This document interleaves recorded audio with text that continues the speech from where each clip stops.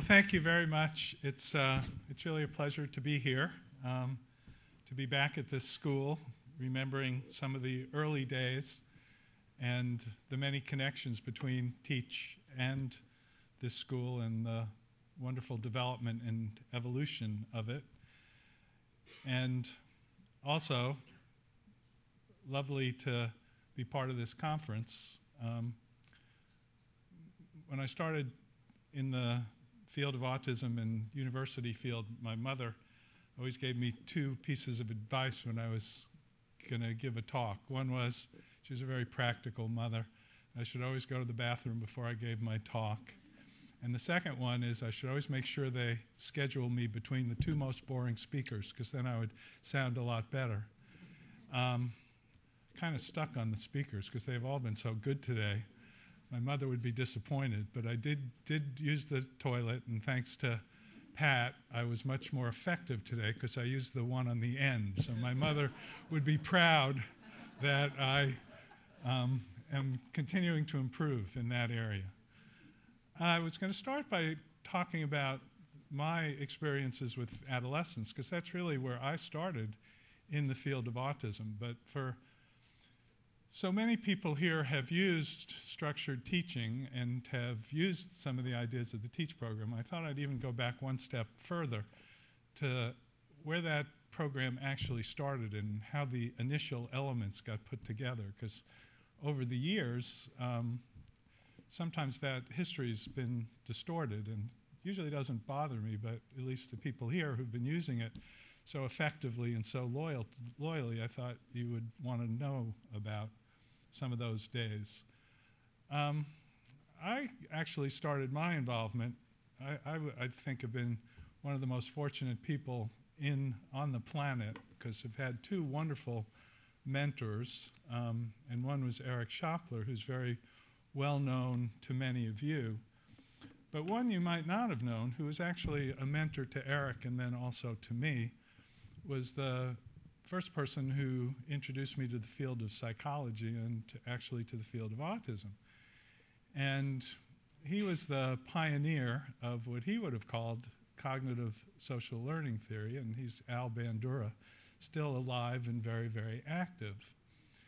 And Bandura was very interested in autism and was the first one to get me interested in autism, because he thought it paralleled psychology, what was happening in the field. And this is the late 1960s. Because basically there were two theories, neither of which he thought was wrong, but neither of which he thought was comprehensive enough. And one theory was psychodynamic theory, which of course in autism took a terrible nosedive, calling mothers responsible for it. Although still, the idea that our history and our relationship with our parents has a profound impact on our life and our development wasn't necessarily wrong. The implication of how it worked in autism and that mothers caused it was, but he certainly thought there was some credibility in that. And then he was trained as a behaviorist. We would call it ABA today. Again, which he didn't think was wrong. In fact, much of his clinical background and idea and training, as was I with ABA, was with ABA. But he didn't think it was comprehensive enough. That was his problem, and that was his problem when he looked at autism. And the way that he made us understand that would be a very dramatic moment. We always had to be sworn to silence after this happened, because he would do it the next year and the year after, and wanted his students to be surprised. But when he was preparing us for this, he was a incredibly bright and very gentle man, actually a Canadian. So for us Americans in a pretty competitive university, he was a breath of fresh air. So a very gentle man and very kind man. And he came up in one day, as he did many days, to give his lecture on behavior change. And at the end of the lecture, he'd look around and say, okay, does anybody have any questions? And somebody would raise their hand, as they always did, lively discussion in that class. And he would look at him after the question. He said, that is the dumbest question I've ever heard in my life. I cannot believe, how could you sit in this class all semester and ask a question like that? How did you ever get into this university? Anybody who could ask it, I just can't believe that. It's unbelievable. He said, who else has a question? Any other questions? Well, of course, nobody had a question that day, and I've never asked a question for the rest of my life, as have most of the people in that class. But his point was that psychodynamic theory says our behavior is determined by our history, and ABA says it's the consequences of our behavior. And yet everybody in that class had an incredibly powerful experience that had nothing to do with our mothers and nothing to do with the contingencies of what we did. We were watching somebody else, and we were thinking, as thinking, understanding people, about what the implications of that were for us in our life. And that was his whole point. His point wasn't that ABA doesn't work. His point wasn't that psychodynamic theory isn't useful, but his point was there's another part, and of course Bandura thought it was the most important part, and that was us, and that was our brains, and that was what we needed to think about in understanding behavior and understanding what goes on. Well, after I graduated, I had a detour. I was in the Peace Corps for a number of years, and then I got a PhD in clinical psychology. I was interested in autism for several reasons. Bandura was, and I saw the field of autism playing out without that cognitive piece. But when you got a PhD in clinical psychology, you couldn't really study disabilities. You couldn't even study children back in those days. And just when I finished, President Kennedy had a child who had a developmental disability, and he, right before he was assassinated, he was very aware of the lack of training opportunities. So he started a postdoctoral program for people with degrees in psychology or medicine or speech therapy. And you could be trained in developmental disabilities, and I was, and that's how I got to Chapel Hill. I was one of the first groups in that program. And the TEACH program was one of the programs I rotated through. Well, I met Eric, and Eric was starting the TEACH program with a grant where he was first developing some of the strategies that were later to become part of structured teaching. And he was fascinated with that as my background, and he was fascinated with Bandura. But the thing that fascinated him, and he got me interested in, was, okay, in autism, the same thing should be happening. The same thing is true. We got to understand what the event means to the person. But there was an extra challenge in autism because the way people with autism understood meaning was different. This idea of the culture of autism. People with autism think and learn and understand. So that was the extra challenge. So Eric got very interested in how we then try to understand what people with autism are thinking, and then how do we make it clearer to them. And that's where structured teaching came from. But actually for Eric, and actually always for me, it was this idea of the culture of autism. Now Eric, interestingly enough, never had a problem with ABA. In fact, in his later years, he felt that TEACH didn't recognize when we were using it often enough. The reason people a lot of times thought he and ABA were at odds was because he and Dr. Lovas really disagreed strongly, first over the notion of punishment, interestingly enough. That's been lost from the history, but the 1987 article that Lovas wrote where he announced ABA and where discrete trial training came out, actually if the children made a wrong response, they got slapped on their leg. And if you read the article, and you can go back and look at it, he actually said that's why it worked. So he didn't just even use negative punishment. He said that was the essential element in it. And that was the part that Eric had trouble with. He said it was the contrast between the reinforcement and the punishment taught people with autism what to do. That was the part Eric had great difficulty with. The other thing Eric had trouble with was the notion of cure, and the idea that 48% of people become near normal. Just felt like that was raising expectations that probably were not realistic in his experience. But again, till he died, and actually in his later years, that was part of his frustration. Now, he was like Bandura. He thought the cognitive piece was the most important piece. So he acknowledged that reinforcement worked. He acknowledged even that psychotherapy worked. He worked with Bettelheim as well and felt that some of the ideas were okay, it just wasn't working the way it was applied to autism. But his objection, as I say, was really to those two elements. It wasn't to the notion of reinforcement. The other thing about Eric was that I always thought was very interesting, and I thought was very true to at least how the TEACH program worked. If you ask the people who work in the TEACH program, and I did one time when we were trying to identify core values, what is the most important part of working in this program and working with autism?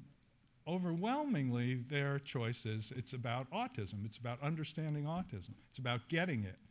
And what understanding autism means is understanding how people with autism think and learn and understand, trying to get into their shoes and walk around them. That's what's central. And that's what Eric really liked about cognitive theory. He always said, when you work in this field, you're going to always make a lot of mistakes because it's complicated, and you've heard all the people talking today. There are many intervening variables.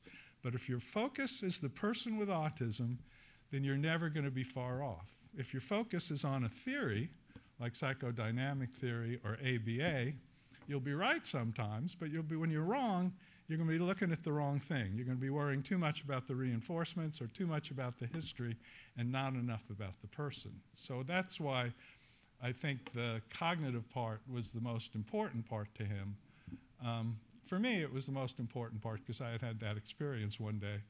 And as I said, never asked another question in the class for the rest of my life. So that to me was such a powerful experience and such a powerful explanation, at least in terms of how I learned and I developed. Well, now on to the life I was going to talk about related to today's topic. So I actually didn't start working for Eric at TEACH. After I finished the fellowship, we talked a lot during that fellowship. As I said, he was fascinated with my background, and maybe that's why I didn't start working for TEACH, because I didn't learn as much about autism in that background. We would talk about cognitive theory and how it applied to autism. But through other people in the program I learned. But then I wound up working in the University of North Carolina with people with intellectual disabilities and learning disabilities. And because I was really interested in adolescence. And so I worked in adolescent programs, and I worked in group homes. I told Kathy this story, but I learned the problem of teaching sex education very, very early in this field, and I learned what the issue was. And I started one of the group homes with people with intellectual disabilities. This was back around 1975. And we had a couple in this group home who were interested in one another.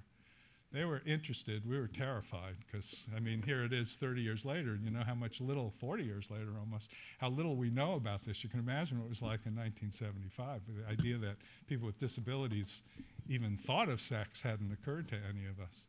So anyway, we took these sensitivity trainings. It's got us to say dirty words in public and get us attuned to it. And I think everybody was sort of used to it, and we were working with the group home staff.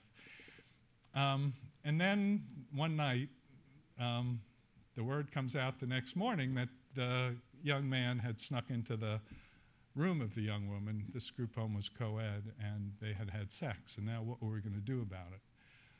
So we were prepared for it, and we were sensitized they should, but then they did. So now what happens? So I went in and tried my best to, in my calmest way, to talk through it, and they're right, and this is good. This is not a bad thing. This is a good thing. Now we have to be sensible, and we have to make sure that they're protected and they're consented, and all the issues she was talking about today. And the guy, 23 years old, just out of college, poor guy. None of us knew what to do, and he certainly didn't know what to do. So he listens very patiently, and he sort of nods his head, and then finally he says, "Look, Gary," he says, "I know they have a right to have sex, and I know it's a good thing, but I just wish they wouldn't do it on my shift." So that's how I understood that issue. And here we are 40 years later, and as Kathy says, people want it to happen, but they don't want to be the one to talk about it. Same thing, not on my shift. Anyway, then right around 1979, Eric realized that it was autistic children back in those days. That was the diagnostic category. And there wasn't even an acknowledgement that they grew up, but all of a sudden they were in the TEACH program and everyone was working with young children. And he wanted me to work with adults and help them work with adolescents and adults. The kids were growing up. Nobody had any training on it. He thought I knew enough about autism and then really a lot about adolescents and disabilities. So that's when I joined the TEACH program to help with that. I learned early enough too that nobody knew much about adolescents because I didn't get paid. It was a state program, and so I get hired, I fill out all the personnel papers, and all of a sudden there's no check. Well, they couldn't pay me because the legislation said the TEACH program was for autistic children, and my job description said I was working with adolescents and adults. So I learned to live without a paycheck for 3 months, and I learned with the bureaucracy. So when Pat says, we really need better services, as I said, I learned that pretty early on. But anyway, I'd worked with people with intellectual disabilities, and I think the first thing that struck me was the skills of people with autism. I was very impressed by the skills of people with autism. And compared to the people with other disabilities. And supported employment was coming up, and I thought, boy, this is just really terrific, and we're going to really do great. And that was when the supported employment program started, and very much like the program Pat started, actually with very similar data in terms of the number of people we were to employ over the years, and what was the percentage and the numbers. And clearly supported employment works, and clearly it's effective, and as you heard very eloquently this morning from Roz when we started, people with autism can work and should work. The problem is the way to help them get that support is expensive, and I so thought Pat's comment was so poignant in response to that question. You know, I think people need higher expectations, but we need to have higher expectations of the services and the support. That's what I think is holding it up. But anyway, then I became assistant director and associate director of the TEACH program, and had to work on the whole program, and always was interested in adolescents and adults, but was not working directly with them. And then when I stepped down as director, and for many reasons, but partly the time comes and it's time for somebody else to do it, and TEACH has a wonderful person, and people would ask me 10 years ago, who do you think would be the best director of TEACH? I've said Laura Klinger, partly, and she's the one who was picked, partly because she'd been a student of mine. She had actually been a student of Bandura's too, had exactly the same background and training and orientation, and had done a wonderful job. So I thought they made, a great choice. So that helped the timing, and then I felt this was a time to do some of the things that it was hard to do as director. And I wanted to go back and look at adolescents and adults, and the field had changed dramatically. So the first thing I had to do is I had to bone up on my skills. And some of the things I didn't have skills on, it was really exhilarating, because boy, I never would have dreamt 20 years later we'd be doing this. So all of a sudden I'm doing marriage counseling. Whoever thought when I left that position that people with autism would be married, but they were married, and I had to, they needed help just like everybody else did, and they had children, and boy, that was really exciting. And then we had people with autism in college at UNC, and how to help integrate them into the environment. And I thought, boy, that's pretty exciting. They're going to college now. Didn't happen 20 years ago, 30 years ago. Then, and this wasn't exciting, but if you try to look at the positive side, there was a positive side to it. Then all of a sudden, all these forensic cases, and people with dial-up modems who are able to find out what our FBI knows about flying saucers. That's pretty clever anyway, and they're in the community, and it's not realistic to think that if they're more in the community, some of these things are going to happen, and a lot of them are based on misunderstandings. So there was a lot of good things happening. And the skills, I just thought Pat's talk and description was wonderful. Fortunately, I got to hear a briefer version of it a couple of months ago. So the news was all good news. But then the part for me that was a little surprising, but not really if I stop to think of it, but all of these things are better, but that 10 to 15% figure hasn't moved in 35 years, so that people with autism are still not fully integrated in terms of the meaningful way that we want them to. So again, so it hasn't changed my idea about what we need to be doing, but the part of my mother that's still in me, the part that tells me you need to use the toilet before you take a talk, the practical part, incredibly practical woman, tells me that we do need to think more about the reality of what happens to that other 90% while we're trying to get the systems to work and the advocacy to work and the programs to work. So none of this that I'm going to talk about now says that's still not the right direction and that's still not what we're trying to do. But it's also suggesting that the reality is that we have to also try to think of how we can prepare people for life who might not have work as a big part of their life, and what can we do? Well, before I do that, there are a couple of things I would tweak in the work preparation that I think we're not doing enough of. These were things I thought of 20 years ago, but I understand them better. I think we can do them better, and I think they will make people with autism better workers. And one of them is the notion of flexibility. I do think people with autism can be more flexible. And I think there's two problems that people with autism have in terms of that's limiting their flexibility that we can do something about.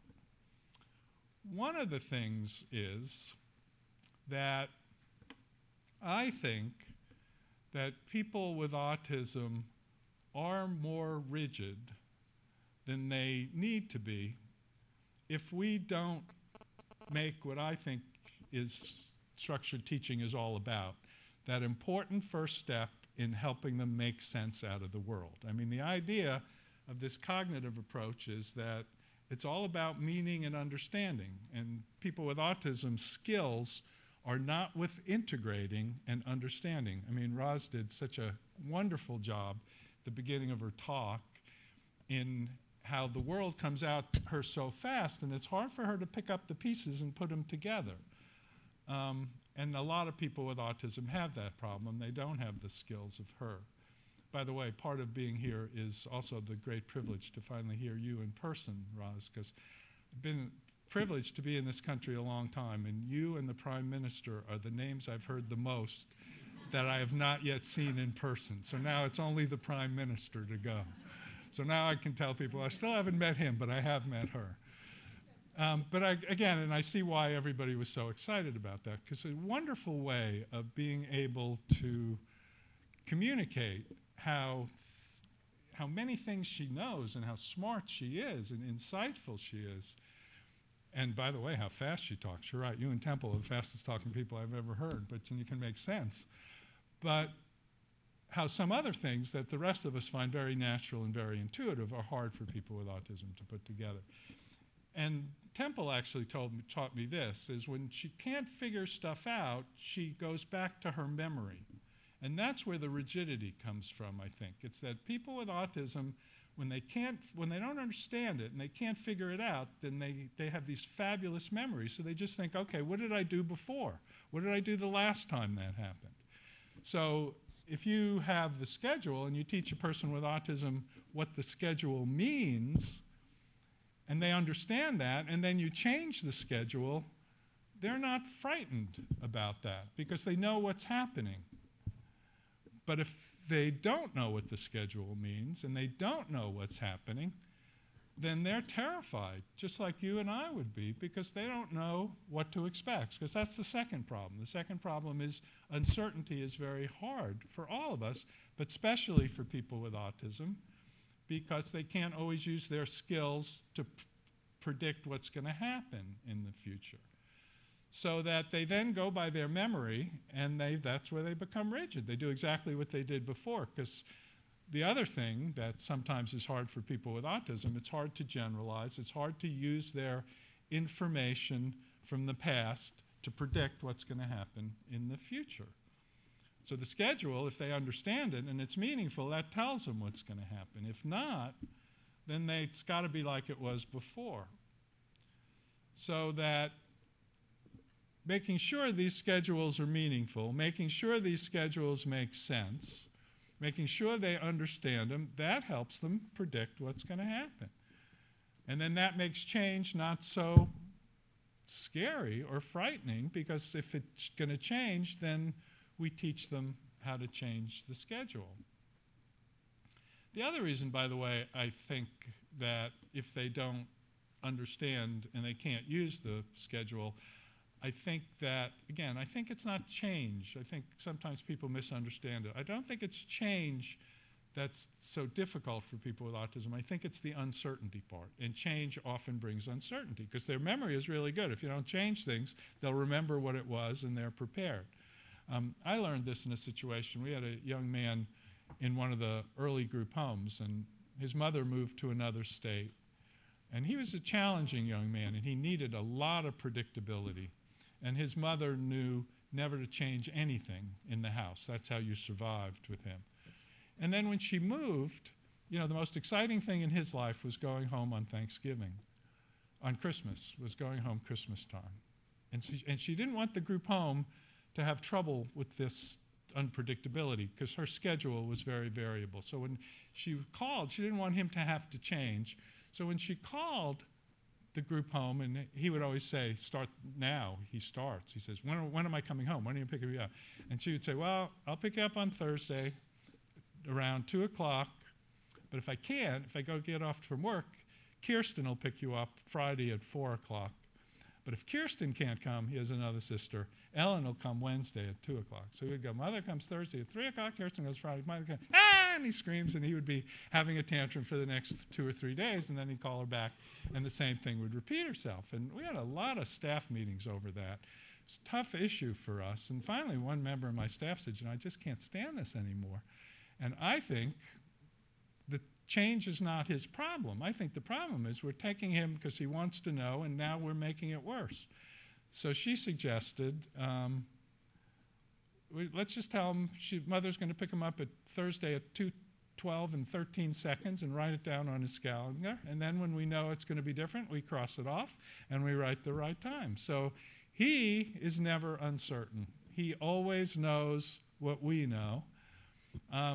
And then, you know, a lot of people had a lot of reasons not to do that, but one of the things I've learned in my many years of experience, I said, okay, you got a better idea? Nobody did, so that's what we did. And he's never had a problem again.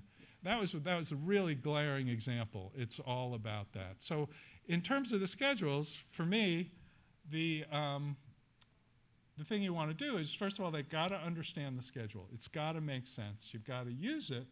And then we have to have a process, because sometimes it makes it easier for people to use the skills they have if they have a consistent strategy. Structured teaching is all about strategies. And then the other thing we might throw in, because I think change is hard for people with autism, we're so afraid to do it, we only do it when we have to. And I always say, you know, we always wind up trading broccoli for, trading ice cream for broccoli. I know some of you probably really like broccoli, and I don't mean to offend you, but you do have to deal with the reality that most people in the world prefer ice cream. So I always want the first changes to be ice cream for broccoli. And, you know, so let's take this concept, let's make sure we're never making them uncertain, we're developing, we're teaching the changes, and then we have a procedure so it's very clear when there is a change, and then we are making it a good change. So this would be an example of one change strategy. Here's a person, he understands this written schedule. There's a clear visual signal. So if he walks back that schedule and nothing's going to change, the schedule is all in white. Now all of a sudden we have this big green change sign, and now all of a sudden he lifts weights, and that's what he likes. This is the cognitive part of me. I always like to try to You know, this is the part I always learn from Bandura. It's always better if you can explain why and how. So these are just different strategies people have used. This is the swimming class. He loves the swimming class, so we make it very clear if it's not going to be swimming, crosses it off, and then at the top the teacher says, uh-oh, it's raining. So we also have a reason for it. And then he really likes to make choices. Sometimes when there's stress, you wouldn't want him to make a choice. You'd want to make sure you pick something he really likes, but he liked that, and that was a good option. Some teachers use the star, but these are all clear marks. I like the idea of the star because it makes change look happy. And again, you try to say, you know, change is good, change is okay. The other thing is, again, with people with autism, sometimes they do fall into routines. So you always want to change things around, just in really, really little ways. So those of you recognize this is a work system, and this is what, usually we teach it because it's probably the average work system. But sometimes people will go through the 5-day training. I know you've had it this week, and then they assume a work system has to be 3. Well, there's nothing inherent in it. You don't want it to be more activities than they understand, but you don't always want it to be the same number. Again, you just want to keep changing things around. It's not about the presentation, it's about the meaning, the understanding. These mean these are your tasks. It can be 3, it can be 2, it can be 1. Same with the schedule. Some days you can have, you don't never want to have too many, but some days you can have 10 activities, sometimes you have 4, sometimes you have 6. You know, look at everything you do and ask yourself, is there a different way I can present these materials? So that people with autism, they learn it's about the meaning. It's not about the number, it's not about the presentation, and stuff can come in different ways. And then they don't rely on their memory, they rely on their understanding, and that's what you want. That's what it's all about. And then if they start to rely on their understanding, they don't have to be rigid anymore.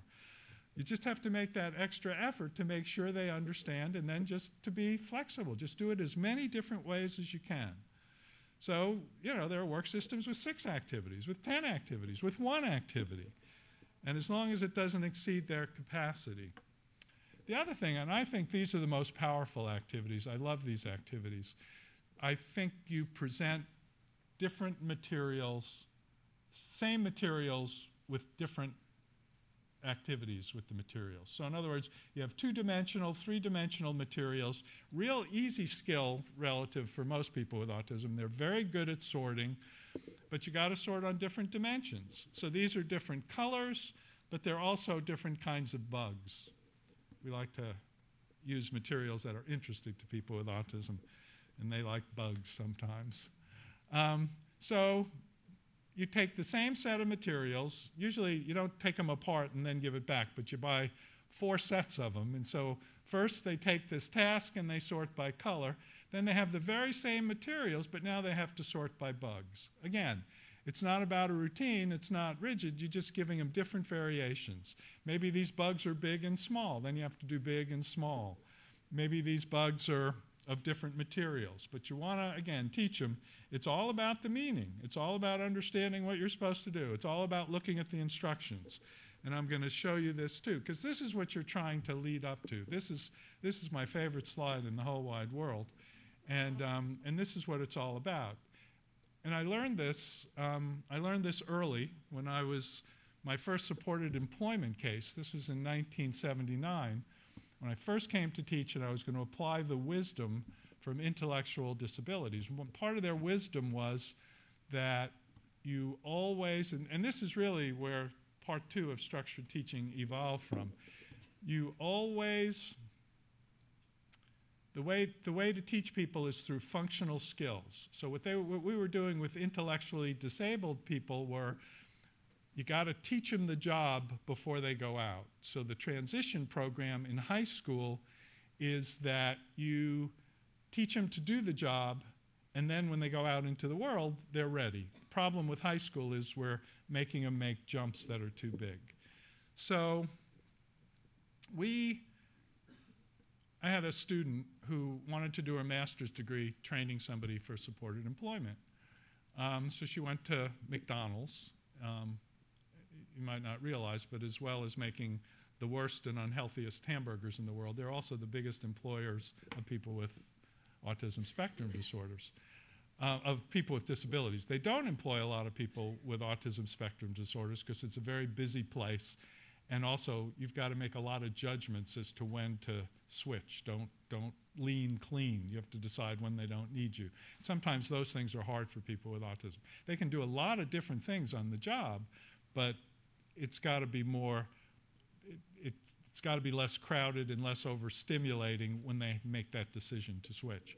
But they didn't have anybody with autism, so they were interested, and they didn't have anybody cleaning pots and pans, because a lot of the people with other intellectual disabilities didn't have the persistence of people with autism. And I thought to myself, well, we got guys with persistence, and girls, we can do that. We can do that part. So Michael learned to wash pots and pans the McDonald's way, and with this student, he did it 4 hours a day in class. And this was the McJobs program, by the way, to hire people, surprise. And we were pretty excited because he was really good at it. And then the day goes out, and he goes to work, and we're ready to write the article and collect the data. We really had it knocked here. And then, I think 3 days into this, get a call from this somewhat teary-eyed graduate student telling me the sad news that Michael has been McFired from the McJobs program. And the problem was that we underestimated is these franchise operations, they rotate their managers. And so just right in the middle of it, the trainer now had left, and there was a new manager, and he washed pots and pans in a slightly different way. And when Michael got upset, because he thought he was great, and we thought he was great, and he was criticizing him, he throws his work up in the air, and pot hit the manager, and McDonald's likes to hire people with disabilities, but not that much. So that was the end of that. And that really took the whole bottom out of it for me, because the whole idea was functional skills. You got to train functional skills. And this is 1979. Think of how true it is today. And I said to myself, if we can't count on McDonald's to keep cleaning their pots and pans the same way they always have, we can't count on anything. So here I was, we had this whole adolescent program. What are we going to do with these people? They're going to be working in 2000, and 2010, and 2020. Got very discouraged and very depressed. And then finally, 3 weeks a month, and I woke up one morning and I said, of course. The problem is we're teaching the wrong thing. We shouldn't be teaching them how to do the job. We should be teaching them how to follow the directions and how to do the job in different ways through those directions. And that's really where, because a lot of people would say, okay, you take them into the corner and you do these little tasks, and the tasks are meaningful. And we would always say in structured teaching, well, we're teaching them to work independently. But I hope, starting in 1979, we're also teaching them to follow directions and follow them flexibly. And we're going to change the directions, and they're going to do it. And this is my training slide. So this is cleaning mirrors. I like house cleaning because it's quiet. Usually people aren't there when you clean houses. I think it's a great training place. But then the other thing is everybody's got sort of the same thing. They've got a bathroom, a kitchen, a living room, but they all want it cleaned a different way. So again, you've got to learn how to do the same thing different ways, and you've got to follow the directions. As long as you can do that, you're going to be able to work for a long time. And so this would be task number one. And notice every time you have quantities like Windex or paper towels, you always put a number next to it, because the first time you learn that if you don't put a number, then there goes the Windex, the whole bottle. We teach them the concept of finish, and boy, they finish, right? And then the paper towels, the roll. So it gets really expensive to clean a house. But he cleans this mirror, and then there's an identical mirror right next to it, but now he's got to use only 3 squirts and 2 towels. And that, to me, is what you want to do. And you want to do it with a lot of materials and a lot of jobs, and you're following the directions, and you're being flexible. Now, some people say, if you have higher functioning people with autism, more capable people, they don't need this. And I say they need it even more, because they're the ones who lose the job, because right in the middle of making the hamburgers at McDonald's during the rush hour, when the supervisor now has to come in and make it, hamburgers too, they think of a better way to make the hamburgers. And then they'll say, well, if we try it this way and we turn it this way, then I think it's going to be a better hamburger. He says, but George, it's a great idea, but there are 50 people out there, and we really, I know, but I thought you wanted to make better hamburgers, and I thought that's what we're trying to do, and that doesn't work very well. So also, their following directions is not a bad thing either.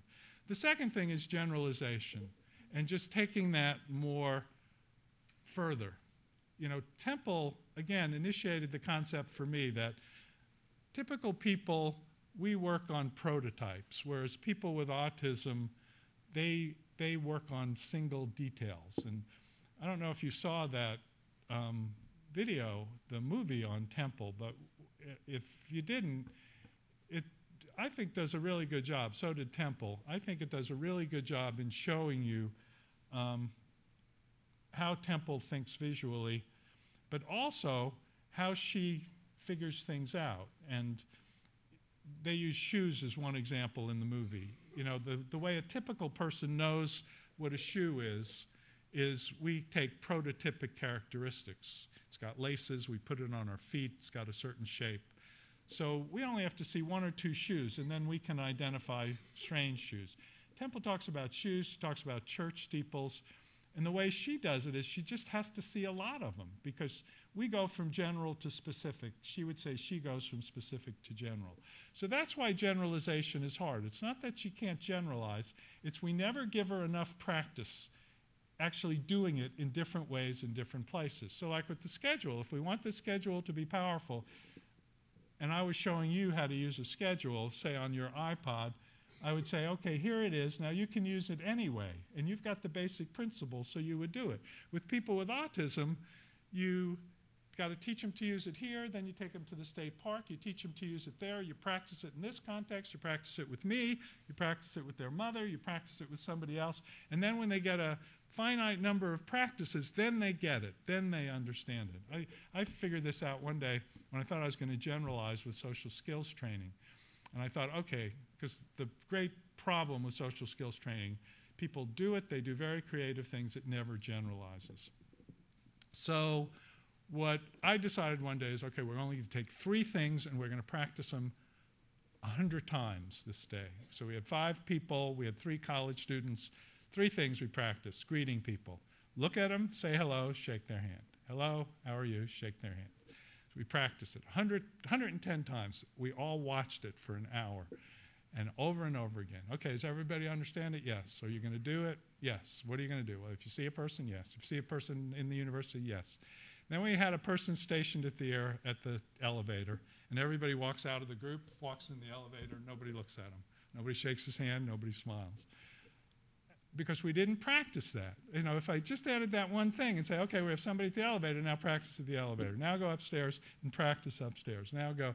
So I think the other problem sometimes people with autism have is we don't give them enough practice using the skills they have. The schedule, so use it at school, use it when you go to the park, use it when you go to the community. 1 and 1 is 2. But that doesn't mean that 1 dog plus 1 dog is 2, and 1 chip plus 1 chip is 2, and 1. So just think of a lot of different examples, a lot of different ways to practice some of the skills that are most important. So we talk about using the schedule in a lot of different ways. Here's somebody taking a task and then practicing it as a recycling task. We set it up the same way. So now he goes, takes it out into the community, and now he does it. So those are the tweaks I would do. But the other thing that, after listening to Pat, which kind of really reinforced this idea in my head, I think the other thing we have to do is think more about, or for me, okay, what can we do to help everybody with autism that might work, and we hope they will work, but also can have a full and rich life if they don't work. And for me, maybe that's more of a focus on personal development. Let's not put all our eggs in the work basket until we're ready to employ 90%. Again, let's try that, let's do that, but let's also think about personal development. So that's what I do. So the first thing I think about, and I don't have any slides for it, is anxiety. As Pat said, absolutely true. Anxiety is very, very difficult for people with autism. They're all going to have to deal with it. So some kind of relaxation, sometimes it's coping. There's a book on some of these strategies. I'll talk about it in a minute. But the June Groden from the Groden Institute on positive psychology approaches, she calls this building resilience. But but trying to give them some of the strategies to do that. The second one I get from Bandura, and this is a great work strategy, and this was kind of his next step, where he said, okay, what you think is important, and he struggled with the self-concept issue. He was never comfortable with the self-concept issue, because he felt like self-concept, particularly in our society, I don't know if you got this extreme, but we started to feel that the only thing that was important was self-concept. So you couldn't criticize children anymore because it might damage their egos. So do you know in many schools tag was banned for years. You couldn't play tag anymore because somebody would be it. And we had to throw out all the red pencils and substitute them for purple pencils because red pencils meant you'd done something wrong. And Bandura's take was, you know, from this self-concept, we were developing very fragile people because it was based on everybody saying everything you do is good, and life isn't like that, and the world isn't. So he came up with the concept of self-efficacy, which basically means you still feel good about yourself, but you feel good because you feel like you can do the things you need to do. It's partly based on a feeling of competence. And boy, I really hit on this because I think that that's one of the big anxiety issues for people with autism. I mean, I think physiologically there's a problem, but I think, you know, for years I've been telling people, you know, well, tell me about autism. I say, well, you know, I work with the last craftsmen in our society. They just want to do things to get it right. And that's they don't care about money, you know, and I mean, you know, reinforcements will work, but not as much as with everybody else. You know, the best reinforcement, Eric always used to use the term, and I'm sorry we don't use it as much anymore because I like it a lot, competency motivation. That's what motivates people with autism. That's what I used to say, and that was the good part. But then the negative side of that, I think, is that they're perfectionists, but they can't figure out what's perfect sometimes. And that's where their anxiety comes from. So they want to do it perfect, but they don't know what perfect is. And I think that's what we have to help them with. So I look at structured teaching and I say, well, we've got a lot of vehicles for this, but we don't really use them. I mean, people who work for Teach are wonderfully positive people. And so you walk into a Teach classroom, you walk into a residential facility, and all you hear is people saying, good work, great work, good work, great work. And that's good. I do not minimize the importance of that. But then I hear them giving the lecture the next day, and they say, you know, people with autism are visual thinkers. So I think to myself, okay, if they're visual thinking, there's nothing visual about good work, nice work. We got to show them that they're doing a good job. So part of the focus on independence is showing them. I think that we teach them they can do things without prompting. They can do things with structure. They can do things by themselves, and that's powerful. But I also think that we have powerful ways to show them. The finished work is always in the finish box. We use all these checklists. So I start using all these checklists now. And I don't just say, good work, good job. I say, look at this box. You got 15 things in there. That's really wonderful. That's really exciting. Or you've got 10 checks. You've got 20 checks. You've got 50 checks. This is my goal. I don't achieve it with everybody else, but this is my definition of self-confidence. I have a young man started working with in 1975, and he's been coming into my office monthly since then, and he'll always come in and say, oh, Gary, I have problems. I have horrible problems. And I would say, okay, let's write them down. Let's write them down. And we have 3. And now he comes into my office, and every time we solved a problem, we would add them up, and we have this big chart on the wall. Now he comes into my office and goes, Gary, I have problems. I have terrible problems. But we've solved 9,845 problems, and I only have 3 problems. So I think we can do that. And again, everybody doesn't do it that well, or articulate it that clearly, but he's had a lot of help. But the idea is those check marks can mean something to them. Every time you're checking something off, that means it's a good job. And you can see it and you can touch it, same way you can with the task. You know, and here's a person who's less verbal, but he can look at what he's done. You know, so I always want them to see what they've done, to look at what they've done, to see what that means, to look at the schedule, see what they've accomplished. How many things have we done today, this week, this month? Look at it, enjoy it. This is another example, I think, that really helps people with autism. You know, a lot of people who I work with that teach make beautiful tasks. And one thing that makes this task beautiful is the idea that this is very, you could do this task without these squares, but people with autism do it because they look nice. People with teach do it because they look nice, but they also look really nice to people with autism. So I think that making tasks like that, where you put the answer in and then you can see that it looks right, is also another kind of strategy for that. As I say, there is a book. I'm going to also now talk about positive psychology. And there is a book out now recently from Jessica Kingsley Press, where June Groden has done this in the Groden Center residential program, similar to this one actually, and has used positive psychology principles in that center. Before I talk about the positive psychology, health and wellness, physical health, helping people with ASD who might not be so verbal to identify pain. That's one thing that's very frustrating to me, is that a lot of times they're hurting, but they can't show you where they're hurting. So I'll try to use a sample like this when I know what's wrong and it's not serious, or I'll see something. I say, look, you have something on your body. Now look where it is. I'll try to show them.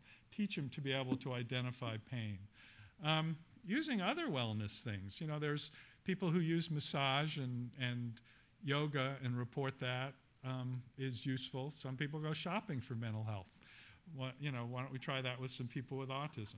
Better diets, using our color-coded strategies for taking healthier foods and healthier diets. People with ASD in our program do this. Our staff has been starting to do this. They're eating better too now that they make these charts.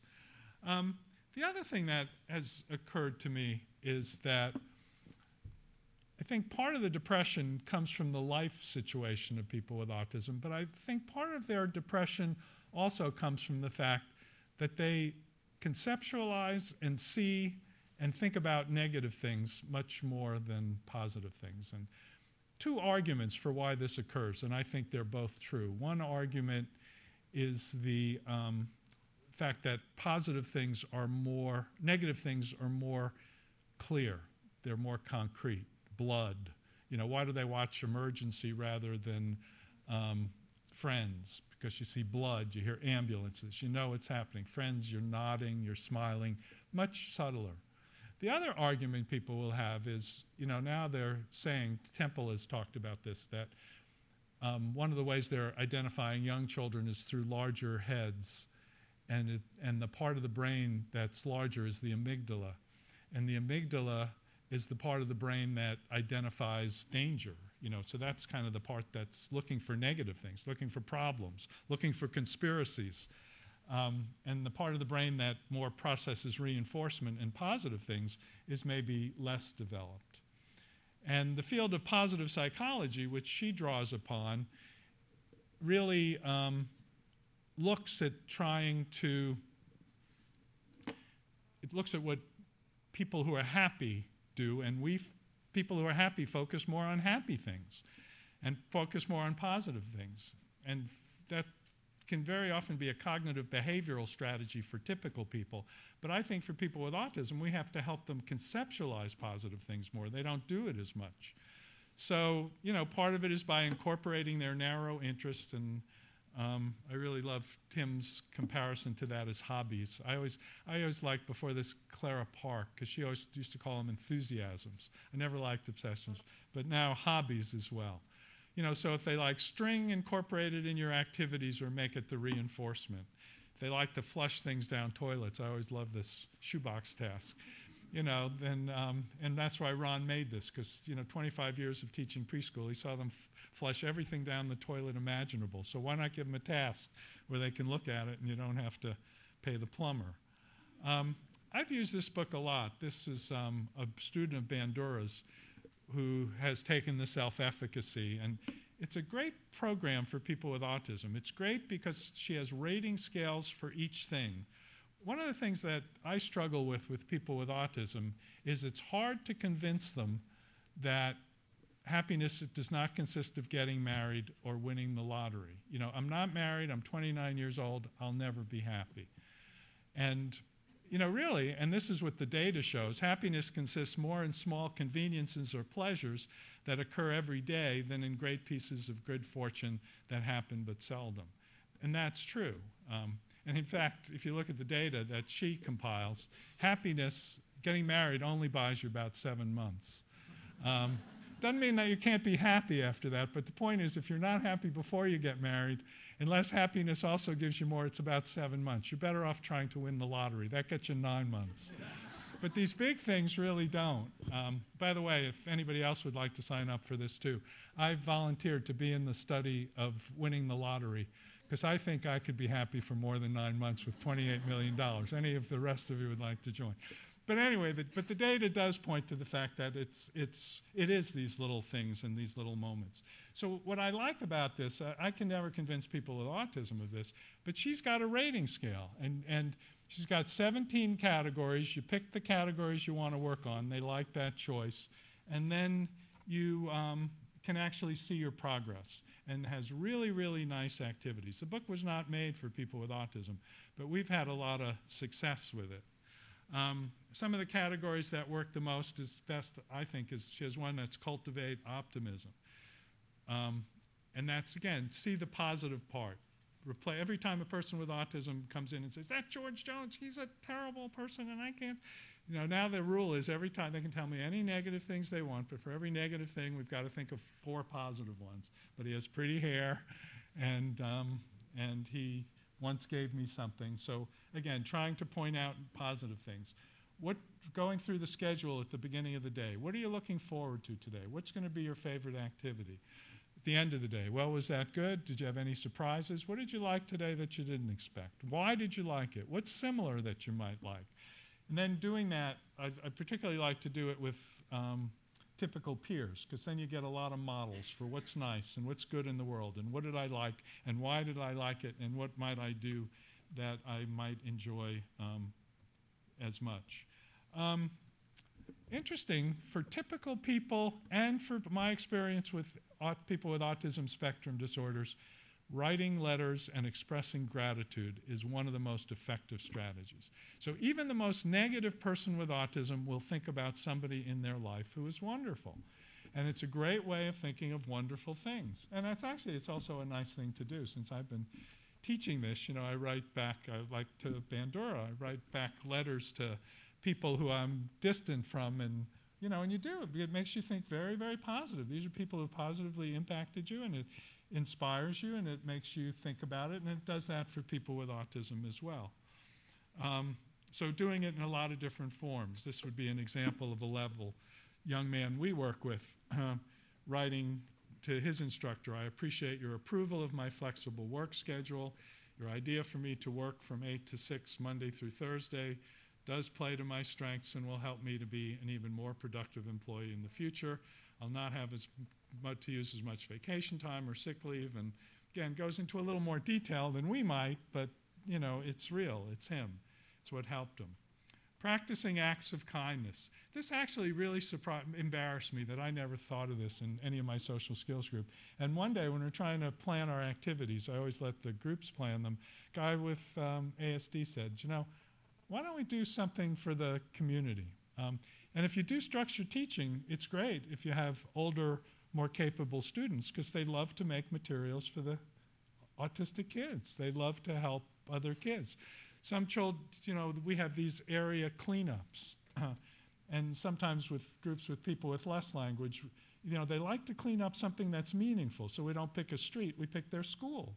You know, we would take like a school like this and we'd say, "Okay, you take this block and you keep it clean." Then everybody looks at it and how nice it is. And delivering food, you know, part of the food bank, little things like that for some people who can, giving blood.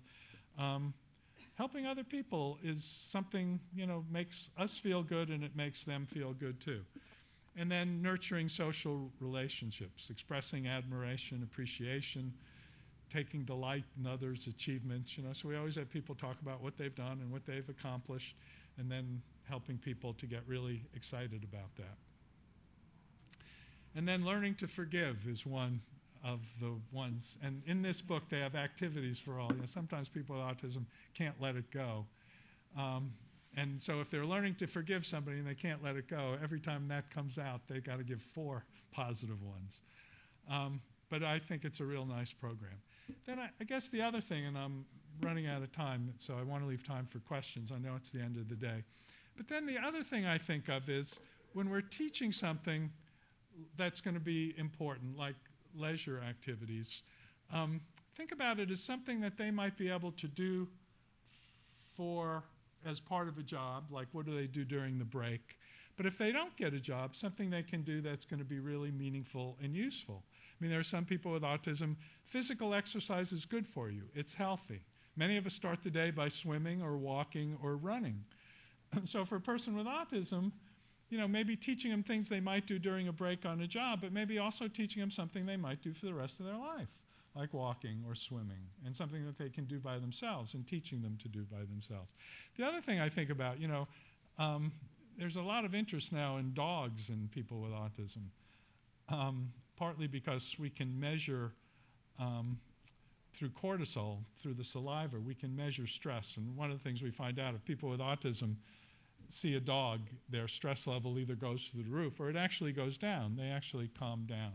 So I think, maybe teaching, thinking of jobs that would be good, small businesses, maybe one of these kennels where people take care of dogs and having people with autism. We always have them walk dogs for the Humane Society, but that is not a paying job, but actually having them walk a dog. But maybe when we teach them that as a job skill, we teach them enough about dogs, so maybe if they don't get a job, they might get a dog and at least be able to use the skills and the thing they learned. A lot of people take a lot of time in interacting with their dog. And then this is the last thing I'll talk about, and then I'll have a question. One reason the National Autistic Society has a grant to study dogs, and one of the reasons that they're particularly interested in this, there are these pilot studies and now clinical trials on oxytocin, and this is the hormone that women produce around the time of childbirth, and that increases the bonding between the mother and the child. And it's a reciprocal interaction because the baby starts to produce it as well. And so it's easy to administer. You just squirt it in your nose. So for those of you who want to get a maternal instinct and not have a baby, you can just squirt some in your nose. So you did learn something practical today. My mother would be pleased. But people with autism, at least in the pilot studies, they seem to be more socially oriented and socially interested. So they pay more attention to faces, they respond more, they smile more. So there are now clinical trials, real controlled studies trying to do this. Well, who else produces oxytocin when they interact is not just babies, but dogs do too. That's why we're so bonded to dogs, because we seem to get this same interaction with dogs. And we seem to get this interaction with dogs we're very attached to. We produce more than with dogs we're not as attached to. So people are starting to think, well, maybe not all, and oxytocin is also a stress reliever, supposedly. So the idea might be that this is more than just a hobby, but this might be a companion or something for a dog. Also, seems to me it might be a good job, but it also might help to give people both a job skill or something that can occupy their life and enrich it more meaningfully. Anyway, this book has other ideas, other suggestions of things we can do. The other thing she talks about is humor. I like that idea a lot.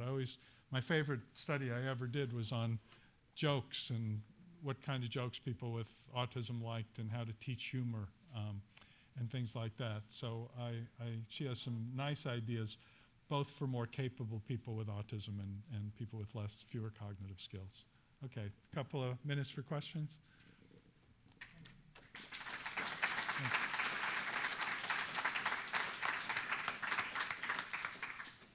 Thank you very much, Gary. There will be a few minutes for question. One housekeeping announcement before I wind up with a few more, and that is please fill in your evaluation forms and leave them either on your chair or outside in the box provided. Questions to Gary?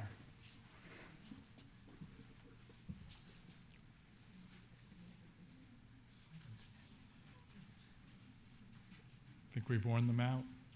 I have to say 4 nice things about you. Judge.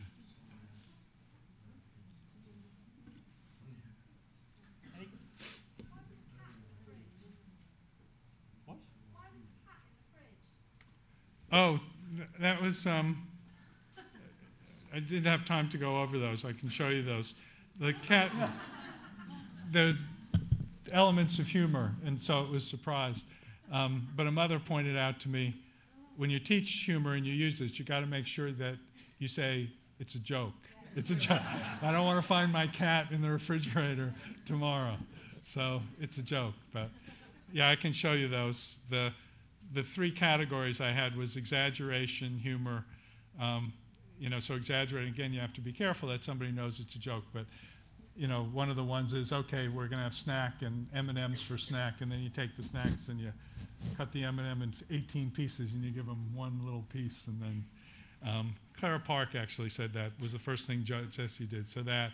And then the other one was surprises, incongruity. So this was a woman whose narrow interest was criminals. She loved criminals. And she said, I know they're rapers and killers and murderers, but they're so cute, they're so cute. That was what she would say about criminals.